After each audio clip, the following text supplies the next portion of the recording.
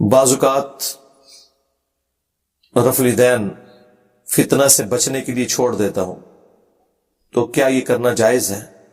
یہ آپ اور اللہ کا معاملہ ہے جی، میں کیوں چھوڑ رہے آپ ہیں تو میں آپ کے گناہوں کا بوجھ اور آپ کی غلطیوں کا بوجھ میں کیوں اٹھاؤں؟ کون سا فتنہ میرے بھائی، اس ماڈرن دور میں کون سا فتنہ ہے؟ اگر آپ فتنہ یہ سمجھ رہے ہیں کہ آپ کو لوگ یہ کہیں گے یا آپ کے ابے کو جا کے شکایت لگائیں گے کہ تیرے منڈے نو کیا ہو گیا، تو یہ ایک نہ ایک دن تو ہونا ہے، کل نہیں تو آج کیوں نہ ہو، اور بس اتنا ہی ہونا ہے۔ بے نمازیوں نے بھی جا کے ابے کو سمجھانا ہے کہ تیرے منڈے نو کیا ہو گیا، اور ابے جو ہے نا یہ ہوتے ہی بزدل ہیں۔ آپ لائف سٹوریز میں دیکھ رہے ہیں کہ ہر بندہ آگے سٹوریز سناتا ہے جی وہ میری امی نے بھی رفع الیدین شروع کر دیا، میرے بھائیوں نے بھی، میری بہنوں نے بھی، بس وہ ابا جی اس کہ ابا جی نے ایک لبادہ اوڑا ہوا ہے معاشرے کے سامنے، ٹھیک ہے نا؟ تو ان کو ان کے حال پہ چھوڑ دیں ابوں کو، دنیا میں معروف طریقے سے آپ نے چلنا ہے، لیکن اگر آپ یہ سمجھیں کہ یہ ابے کریں گے، بھائی ابے تو پیغمبروں کے جو ہے نا وہ بات نہیں مانتے رہے، تو آٹھے ابے تو شاید کوئی نہیں۔ ہاں ابراہیم کے باپ نے کیا کہا تھا کہ میں تجھے سنسار کروا دوں گا، نکل جا ابراہیم میری نظروں سے دور ہو جا، یہی کہا تھا نا۔ وہ کہتے ہیں وہ والد نہیں چچا تھا، بھائی والد نہیں چچا تھا، جو بھی تھا قرآن نے اس نے کہا ہے باپ، تو باپ چچا کے لیے بھی استعمال ہوتا ہے، بہرحال وہ آپ کا باپ ہی تھا، اسی نے آپ کو پالا تھا، پوسا تھا، سب کچھ تھا، تو باپ تھا۔ تو آپ دیکھ لیں، ہاں ابا اگر پیغمبر ہو تو ایک الگ بات ہے، ادروائز ابے بہت کم بات سمجھتے ہیں، تو لہذا ان کو چھوڑ دیں۔ فتنہ کیا ہوگا؟ جا کے تھانے میں اپلیکیشن دیں۔ آج کے دور میں آپ سوچ سکتے ہیں کہ کسی مکتب فکر کا کوئی مولوی یا خطیب آپ کو رفع الیدین کرنے سے روک دے مسجد میں؟ ایسی کی تیسی نہیں اس کی، آپ جا کے اپلیکیشن دیں کہ جی مجھے مسجد میں نماز نہیں پڑھنے دے رہا۔ پاکستان کے آئین میں ہر شخص کو یہ اجازت ہے کہ وہ اپنے طریقے کے مطابق زندگی گزار سکتا ہے۔ یہ کہاں آئین میں لکھا ہوا ہے کہ اہل حدیثوں نے صرف اہل حدیثوں کی مسجد میں نماز پڑھنی ہے، بریلوی اور دیوبندیوں کی مسجد میں وہ جا نہیں سکتے؟ اگر یہی قانون مان لیا جائے تو پھر بریلوی دیوبندیوں کو تو حج کے لیے جانا ہی نہیں چاہیے، وہاں تو امام کعبہ اونچی آمین کہتا ہے، تو یہ کیا کریں گے پھر اگر وہ ڈنڈے لے کے وہاں کھڑے ہو جائے؟ بلکہ عبداللہ بن عمر کی سنت پہ عمل کرتے ہوئے کنکریاں لے کے کھڑے ہو جائیں۔ ہاں جو جز رفع الیدین میں ہے کہ عبداللہ بن عمر ان لوگوں کو نماز میں کنکریاں مارتے تھے جو سستی کی وجہ سے رفع الیدین چھوڑ دیتے تھے، اور وہاں انہوں نے اگر شرطیں مقرر کیے وہ آپ کو کنکریاں مارنے کے لیے،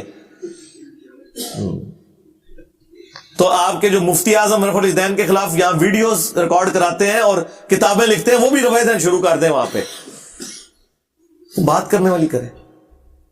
اور اگر یہ چیز ہے تو سرکار جڑیں بڑھو، آپ اپنی مسجد کے باہر لکھ کے لگائیں کہ اس مسجد میں صرف ہمارے فرقے، جس کا آگے نام لکھا ہو، حنفیہ، دیوبندیہ، بریلویہ، فلانا ٹمکانا، وہ پورا لکھیں، کیونکہ وہ ایک فرقے کے اندر بھی کئی فرقے ہیں نا، مماتیہ، حیاتیہ، ہاں یہ سارے لکھیں، اس کے علاوہ کوئی نہ انٹر ہو، باہر لکھ کے لاؤ نا، انڈکلیئرڈ نہیں۔ یہ تو لکھا ہوتا ہے کہ یہاں امام مسجد جو ہے ہمارے فرقے سے ہوگا، ٹھیک ہے یہ آپ کا رائٹ ہے، آپ نے خرچہ کیا ہے، ڈرائیور آپ کا ہی ہونا چاہیے، ہم تو کہتے ہیں آپ ڈرائیور ہی کریں، سواریاں سانوں دے دو، اسی ویسے بھی لے لیں گے تھوڑے کو، ہاں یہ تو لکھا ہوتا ہے، بہت اچھی بات ہے۔ تو امامت تو ہم کروا ہی نہیں رہے، اور میں نے آپ کو ایک آسان طریقہ بتایا کہ جہاں آپ کو یہ فتنہ آتا ہو نا، بڑا آسان طریقہ ہے، آپ عین اس وقت مسجد میں پہنچے جب اقامت ہو رہی ہو، مثلا اگر زور کی نماز 1:30 بجے ہے نا، تو آپ گھر سے وضو کر کے اس اعتبار سے نکلیں